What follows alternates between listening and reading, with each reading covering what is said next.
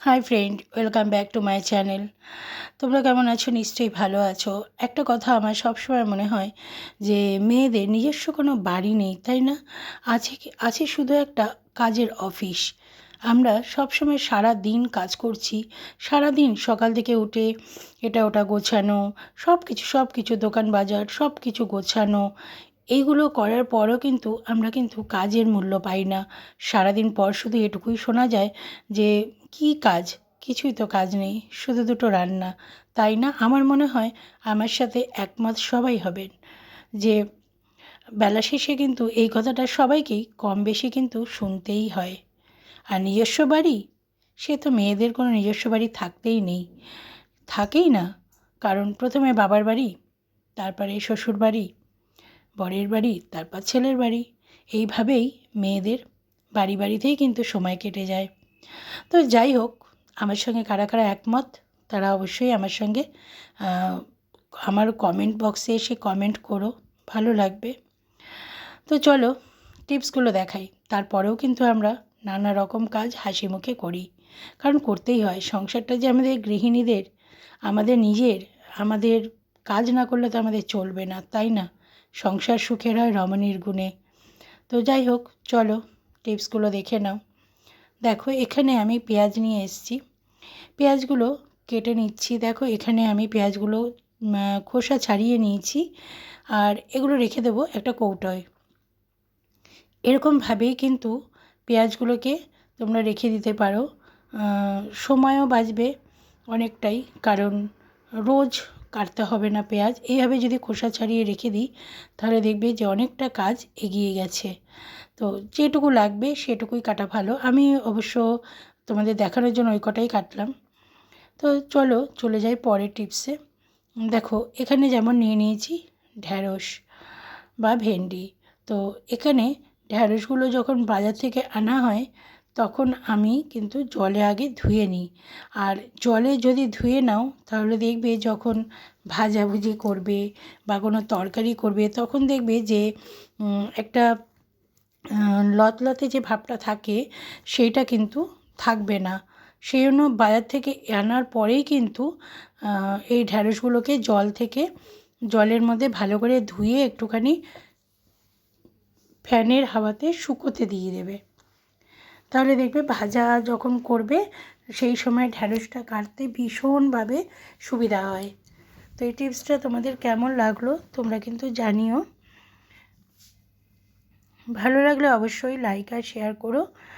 আর নতুন গৃহিণীদের জন্যই বিশেষ করে, অনেকে নতুন বিয়ে হচ্ছে তারা হয়তো গিয়ে রান্নাঘরে হাল ধরছে, তো তখন তারা বুঝতে পারে না যে কী করবে। তো এইভাবে যদি ঢ্যাঁড়সগুলো ধুয়ে নিয়ে শুকিয়ে নিয়ে কাটা যায় তাহলে কিন্তু খুব সুন্দরভাবে কাটা যায়। তো দেখো, ঢ্যাঁড়স কাটার পরও আরেকটা টিপস আমি তোমাদেরকে দেখাচ্ছি যে ঢ্যাঁড়স এরকম কাটতে কাটতে দেখবে ছুরিটা কীরকম যেন একটা লতলতে হয়ে যায়, একটা পিচ্ছিল ভাব হয়ে যায় ঢ্যাঁড়সের জন্য। সেই সময় কিন্তু খুব অসুবিধা হয়। সেই জন্য এর একটা উপায় আছে। দেখো, এই উপায়টা হচ্ছে এর মধ্যে দিয়ে দেবে 1 ফোঁটা মতন সর্ষের তেল। বেশি না দিলেও হবে, শুধু 1 ফোঁটা সর্ষে তেল দিয়ে জাস্ট একটু ছুরিটার গায়ে মাখিয়ে নিতে হবে, ঠিক এইভাবে। তারপরে যদি ঢ্যাঁড়সগুলো কাটো তাহলে দেখবে বন্ধুরা ঢ্যাঁড়সটা খুব সুন্দরভাবে কেটে যাবে। আর হচ্ছে ছুরিটাও ওরকম পিছল ভাব থাকবে না।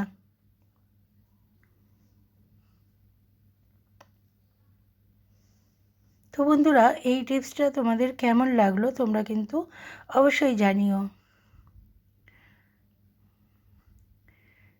তারপরে কিন্তু অবশ্যই ছুরিটা একটা কাপড় দিয়ে মুছে দেবে, মুছে দিলে পরে পরিষ্কার থাকবে। এই টিপসগুলো ফলো করলে নতুন গৃহিণীদের কিন্তু রান্নাঘরে কোনো সমস্যা হবে না, এটুকু আমি গ্যারান্টি দিয়ে বলে দিতে পারি। তো এগুলো এখন আমি একটু শুকাতে দেব, দিয়ে আমি এগুলো তুলে রাখবো। চলে যাই পরের টিপসে।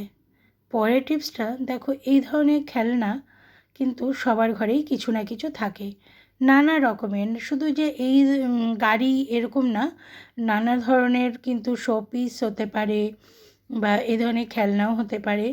তো এগুলো কি করে ক্লিন করবো? এগুলো কিন্তু ধুলোয় ভরে আছে। তো এই যে দেখছো পারফিউম, এটা হচ্ছে তোমার এক্সপায়ারি, এটার মধ্যে কোনো ডেট এখন আর নেই। তো এগুলো ফেলে না দিয়ে এই যে পারফিউমটা এর মধ্যে স্প্রে করে দিলাম। স্প্রে করে দিয়ে এগুলো জল দিয়ে মুছলে পরে কি হয় যে কালারগুলো উঠে যায় বা জং পড়ে যাওয়ার একটা সম্ভাবনা থাকে। তো সেক্ষেত্রে এরম ধরনের স্প্রে করে দিয়ে তারপরে একটা কটন দিয়ে ভালো করে মুছে নিলেই কিন্তু একদম চকচকে ঝকঝকে হয়ে যাবে। কোনো রকম কিন্তু নোংরা আর থাকবে না। তো এর আগেও আমি দেখেছিলাম সুইচ বোর্ড পরিষ্কার করার যে পারফিউম দিয়ে, ফেলে দেওয়া পারফিউম দিয়ে তোমরা অবশ্যই কিন্তু পরিষ্কার করে নিতে পারো। দেখো, ঘরোয়া কোনো জিনিসই কিন্তু ফেলে দেওয়ার নয়। তো এই ধরনের পারফিউম যখন এক্সপায়ার হয়ে যায়, আমরা অনেকেই কী করি, ফেলে দিই। তো সেটা না ফেলে আমরা কিন্তু এইভাবে কাজে লাগাতে পারি। দেখো কতটা চকচকে হয়েছে, তোমরা নিজেরাই বুঝতে পারছো। প্রচণ্ড ধুলো পড়েছিল, জানোই তো যে ঘরের মধ্যে প্রত্যেকটা দিন ধুলো পড়ে। সবার ঘরে দরজা জানলা বন্ধ থাকলেও কিন্তু তার মধ্যে ধুলো পড়ে, ধুলোর একটা আস্তরণ পড়ে যায় সমস্ত জিনিসের মধ্যে। তো সেইগুলো এইভাবে তুলো দিয়ে পরিষ্কার করে নিলেই দেখবে যে একদম ঝকঝকে হয়ে যায়। আর ঘরে যদি বাচ্চা থাকে তাহলে এরম ধুলো ভরা খেলনা নিলে পরে কি হয় যে তাদের হাতে কিন্তু ধুলো লেগে যায়, ওরা দেখবে ওই হাত দিয়েই খাচ্ছে। কারণ যেহেতু বাচ্চা, বা হাতটা মুখে দিচ্ছে, দেখো কত ময়লা তুলোটার মধ্যে। তো সেই জন্য বাচ্চাদের যাতে এই প্রবলেমটা না হয় তার জন্যও কিন্তু এটা করা যেতে পারে। তো চলো পরের টিপসে যাচ্ছি। দেখো এখানে নিয়ে নিয়েছি কাঁচা লঙ্কা। তো কাঁচা লঙ্কা আমি বোটা ছাড়াবো।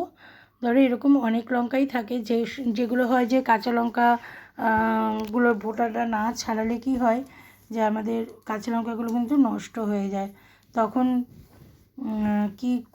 যখন আমরা কি করি যে ওই বোটা ছাড়ানোর সময় কিন্তু হাতে ভীষণভাবে জ্বালা করে। সেই সময় যদি এইভাবে একটু সর্ষের তেল যদি নিয়ে নেওয়া যায় তাহলে দেখবে যে জ্বালাটা কিন্তু একদমই করবে না।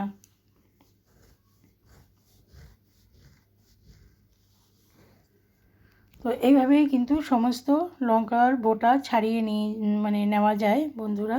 তোমরা এই টিপসগুলো ফলো করতে, এগুলো দৈনন্দিন জীবনের সমস্ত রোজকার কাজের টিপস। তোমরা নিজেরাই দেখো যে এই ধরনের টিপসগুলো ফলো করলে কিন্তু ভীষণ তাড়াতাড়ি কাজ হয়ে যায়, আর আমাদের কিন্তু ছোটোখাটো প্রবলেমেও ভুগতে হয় না। তো সেই কারণে আমি বলবো যে তোমরা স্কিপ না করে এই টিপসগুলো ফলো করো। দেখো এখানে আমার লঙ্কার বোটাগুলো ছাড়ানো প্রায় হয়ে গেছে, দু একটা আছে। তো যাই হোক, তো সেটাই তোমাদেরকে দেখালাম। তোমাদের কেমন লাগলো তোমরা অবশ্যই জানিও। আর এখানে আছে লবঙ্গ নিয়েছি আমি এখানে। তো লবঙ্গ নিয়েছি, তোমরা ভাবছো যে আমি লবঙ্গ দিয়ে কী করব। আমি এইটুকু বলতে পারি যে তোমরা যদি প্রত্যেক দিন সকালবেলা 2টো লবঙ্গ যদি তোমরা মুখে দিয়ে দাও, মানে মুখের মধ্যে রেখে দাও 2টো করে লবঙ্গ, পরিবারের সবাই, আমরা তো সকালে উঠে গরম জল, লেবু জল অনেক কিছু খাই, তো সেগুলোও ভালো। তার সাথে যদি 2খানা করে লবঙ্গ যদি আমরা মুখে দিই, তাহলে বন্ধুরা এত তার বেনিফিটস যে তোমরা নিজেরাই চিন্তা করতে পারবে না। 2টো করে লবঙ্গ যদি খাওয়া যায় তাহলে সমস্ত রোগ, যেমন ধরো দাঁতের সমস্যা থেকে রেহাই তো পাবেই। কারণ আমরা সবসময় জানি যে মাড়িতে বা দাঁতে কোনো প্রবলেম হলে পরে আমাদের আগেকার দিনের মানুষরা বলতেন যে লবঙ্গ মুখে রাখতে বা লবঙ্গ তেল দাঁতের গোড়ায় দিতে। সেটা করতে পারো, তাহলে দাঁত ভালো থাকবে আর মাড়িও ভালো থাকবে। আর তারপরেও হচ্ছে গিয়ে লিভার ভালো থাকবে, আর খাবার সহজে হজম হয়ে যাবে, গ্যাসের সমস্যা হবে না। অনেকের হয় সকাল থেকে গ্যাস প্রবলেম হয়ে যায়, তার জন্য কিন্তু কিচ্ছু খেতে পারে না, গ্যাস অম্বল এসবের জন্য। তো সেক্ষেত্রে যদি আমরা সকালবেলা উঠেই গরম জল, লেবু জল, যে যেটা খায়, কেউ নিম পাতা, সব খাওয়ার পর যদি এটা খায় তাহলে সব সমস্যার সমাধান হয়ে যাবে। আর তার পরের টিপসটা দেখো, যে এখানে আমি খুন্তিটা গরম করছি আর একেবারে লাল হয়ে গেছে। এটা কিন্তু একটা দারুণ টিপস। এটা কী টিপস জানো? এটা হলো, যখন ডাল তরকারিতে হলুদ বেশি হয়ে যায়, দেখো কিভাবে ফুটছে। এইভাবে ফোটার পরেই কিন্তু হলুদের গন্ধটা একদম চলে যাবে। তো বন্ধুরা, এই টিপসটা কিন্তু তোমরা ফলো করতে পারো। এই টিপসটা কিন্তু একটা অসাধারণ টিপস। মানে হলুদ বেশি হয়ে গেলেই কিন্তু খুন্তিটা ওইভাবে গরম করে, আর খুন্তিটা কিন্তু অল্প করলে হবে না, একটু বেশি করেই গরম